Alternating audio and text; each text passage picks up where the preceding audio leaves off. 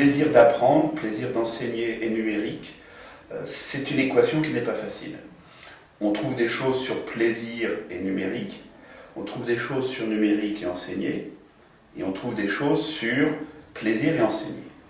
Alors, plaisir d'apprendre, plaisir d'enseigner, bien sûr, il y a des bouquins, il y a des livres, Hurst, Lobreau qui a dit aussi des choses assez intéressantes qu'on trouve sur Internet. Donc, on trouve tout un tas de réflexions qui tournent toutes autour d'ailleurs du même problème très français quelque part, c'est l'éducation nationale aurait-elle perdu le plaisir dans l'apprentissage. Je me suis amusé à un petit jeu, c'est très simple, allez sur Google, et d'abord taper plaisir d'apprendre. Et plaisir d'apprendre renvoie plein de résultats positifs. Ça renvoie un centre de ressources, riche en contenu, avec des fiches pédagogiques et de la réflexion, pour les enseignants en langues étrangères d'ailleurs, très intéressant. Ça renvoie à une association dont l'objectif c'est de faciliter la réussite scolaire. Un seul retour négatif au milieu de tous ces retours positifs, un article du journal Le Monde intitulé « L'école française a-t-elle tué le plaisir d'apprendre ?» et qui pointait vers un numéro du CIEP intitulé « Le plaisir et l'ennui à l'école ». Donc, plaisir d'apprendre, ça renvoie à des choses positives. Et puis, plaisir d'enseigner. Alors là, c'est une toute autre atmosphère. L'enseignement n'est plus ce qu'il était, enseigner n'est pas toujours facile, ça renvoie sur une pétition qui circule sur Internet contre les suppressions de postes. La rage à l'école tue le plaisir d'enseigner, le plaisir d'enseigner n'est plus au rendez-vous, qui contient entre autres, l'école est un domaine où l'autre est considéré comme un ennemi.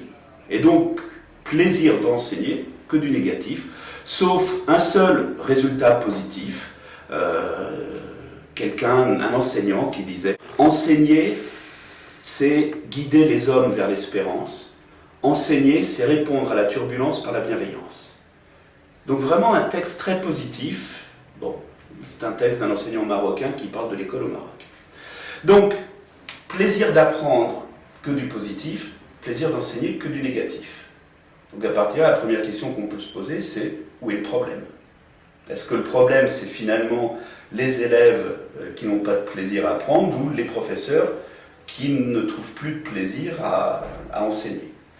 Et je pense que là, il y a véritablement une équation à se poser, et on verra après l'apport du numérique, c'est que finalement, c'est peut-être les enseignants, c'est peut-être le système scolaire qui, comme le dit d'ailleurs un des articles du Monde, a oublié fondamentalement cette composante plaisir, ou ne veut pas l'introduire, ou ne veut pas, quelque part, par crainte, je ne sais pas, de quoi, finalement, admettre que c'est quelque chose qui peut être intéressant. Entre parenthèses, on trouve le même phénomène dans le monde de l'entreprise, et moi j'ai vécu dans des grands groupes, où finalement l'idée de s'amuser au travail est une idée négative.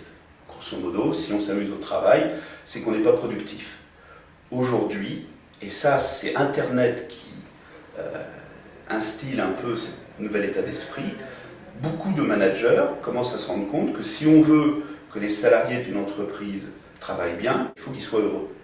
Et que s'ils n'ont pas de plaisir, ils ne sont pas heureux, et s'ils n'ont pas heureux, ils ne bossent pas bien. Et ça, c'est une des grandes nouveautés, je dirais, finalement, qu'Internet est en train d'induire.